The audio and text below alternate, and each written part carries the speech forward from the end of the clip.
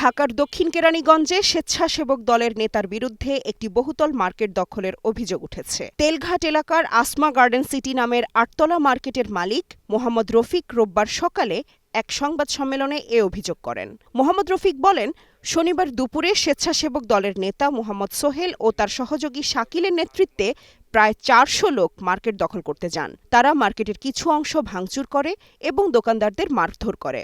পরে আহমেদ টাওয়ার নামে একটি সাইনবোর্ড টাঙিয়ে দেয়। তিনি আরও জানান, ২০০৮ সালে সেখানে বহুতল মার্কেট নির্মাণ করে ১৮ বছর ধরে তিনি ভোগ দখল করে আসছেন।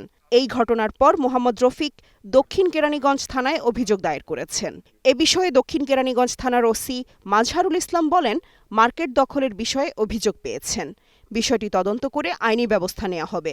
অন্যদিকে অভিযুক্ত সোহেলের সঙ্গে যোগাযোগ করা হলে তার কোনো মন্তব্য পাওয়া যায়নি। ওই সময়তে আমার বিরুদ্ধে একটা মামলা করে মুজিবুর গং নিয়া